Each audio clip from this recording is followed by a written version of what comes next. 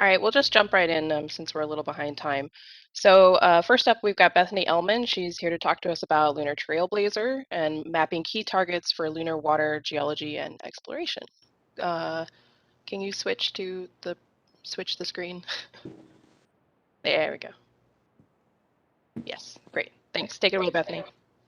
Great. Thank you, Heather. Thank you, Amanda, for driving the slides. And thank you to the organizers for convening what I think is a really important discussion about landing sites. I've had the privilege of getting involved in landing site selection for Curiosity and Perseverance in Mars. And it's really such a force multiplier on science when you can get to the right spot to deploy your instruments on the targets that you know exist from orbit. So with that, I'm pleased to talk about what we will do with the Lunar Trailblazer mission, including efforts now that we've opened our targeting up to the community. If we go to the next slide, please.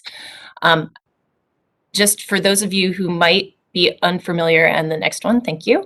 I'm going to give a 2-slide overview of Lunar Trailblazer itself. We are a NASA Class D simplex mission out of funded by SEO and managed by PSD. Our goal is to understand the form, abundance, and distribution of water on the moon and the lunar water cycle. We are 11 months away from delivering our flight system, delivering in October of 2022. And we are currently manifested to launch in 2025, although NASA has been contemplating earlier options since our confirmation review, and also in light of the September 2021 league finding endorsing this consideration because of the benefits that it would bring to targeting landed missions to have the additional orbital data. The spacecraft shown here, we're in a 100-kilometer plus or minus 30-kilometer polar orbit for over a year. Current best estimate is that we'll be in that orbit for at least 16 months, possibly quite a bit longer. And we're measuring visible shortwave infrared reflected light with HVM cubed, the high resolution volatiles and minerals moon mapper, and emitted light from lunar thermal mapper from the University of Oxford. We're a rideshare launch. If we go to the next slide, I want to just remind people of the nature of our data products.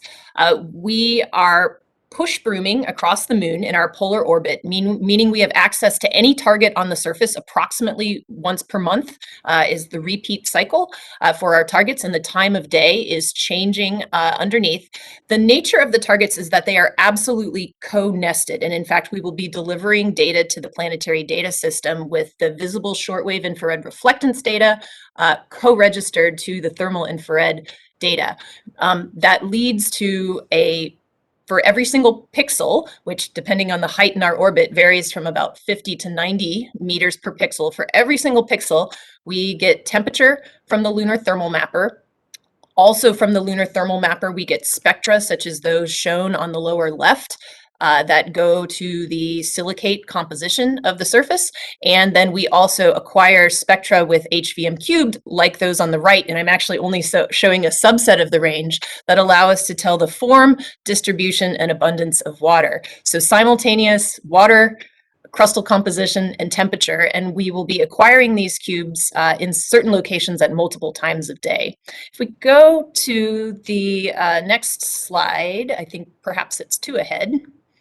I wanted to alert you. So one of the things we've done as a team is we a few weeks ago, just 3 weeks ago, we hosted a community targeting workshop because we are opening our target selection up to the community. As a small satellite through the Science Mission Directorate, we have focused goals. We don't have the budget for huge goals. So we are getting, as a team, 1,000 targets that we've prioritized for our science related to the water cycle and water ice. But Lunar Trailblazer brings some of the most sophisticated instruments to orbit to date for mapping soil and rock composition, space weathering, landing site reconnaissance, again at this sub 100 meter per pixel scale composition in water, and water quantification for ISRU. So some of you might be familiar with the HiWish site for HiRISE on Mars. Similarly, HiRISE doesn't get global coverage. It gets super high resolution in a few places. We have opened up a similar link, and if you want to screen capture my slides, I'm going to show this link to sign up in a few of the coming ones. It's on the bottom of the slides. If we go to the next one, and could I get a quick time check? I don't see the timer, but I'll keep talking. 5 minutes. Okay, thank you. Appreciate it. So if you look at, this is how our data compares to the existing state of the art, and there are a few key parameters I'll call your attention to. One is the spectral range, which goes and fully covers the 3 micrometer feature, which will allow us to discriminate the water ice versus bound water versus hydroxyl in the regolith. Also refer you to the spectral, the compositional channels in the lunar thermal mapper, the composition line under LTM here.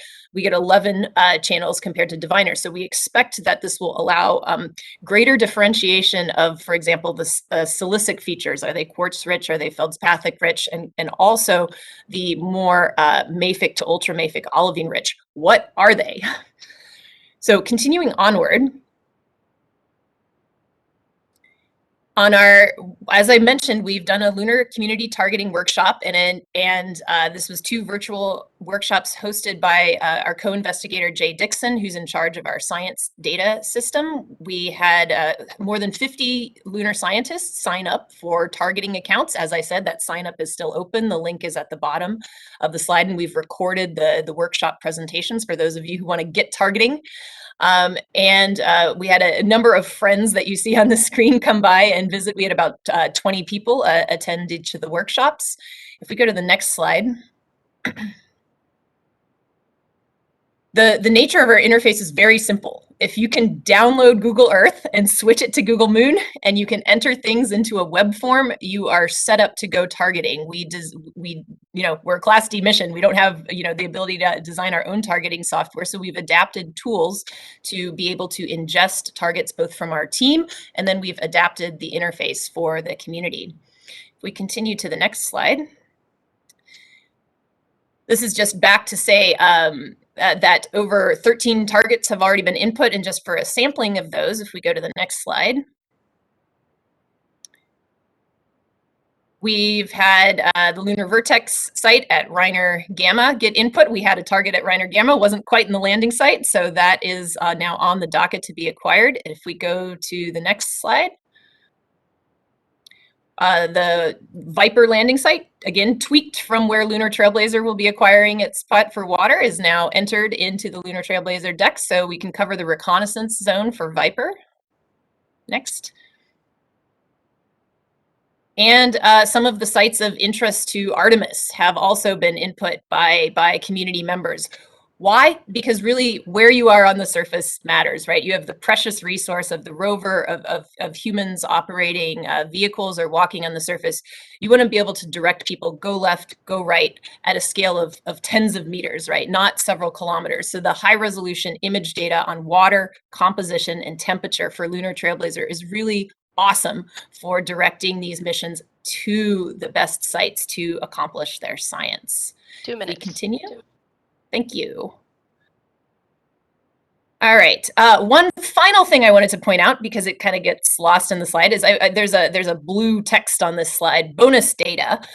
For those of you who are also curious about how to target in relation to pre-existing data sets, one of the fun things that Jay, along with some of our Lunar Trailblazer student collaboration interns did, if we go to the next slide, is build up a set of data in Google Earth's Moon version, so like the most accessible free software to the community. The Kaguya 7.5 meter per pixel global data, LOLA polar shaded relief, prior detections of water and illumination, as well as the age maps to facilitate our team targeting efforts, the community targeting efforts that are now open to you, as well as just continue to make all of the amazing lunar data more accessible to the community. If we continue onward. I believe this is my walk-off slide, so I'm giving you a little time back. So Trailblazer was proposed originally by myself and my co-Is to really further our nation's efforts at the moon and lunar science and exploration. So we're eager to support CLPS, other future lunar landed exploration for ISRU, tech demonstrations for human missions. Screen capture this if you want to receive a login to enter targets into our database and get a link to the workshop instructions for how to do it. And I will leave it with that. Thank you. Thanks, Bethany. Good timing.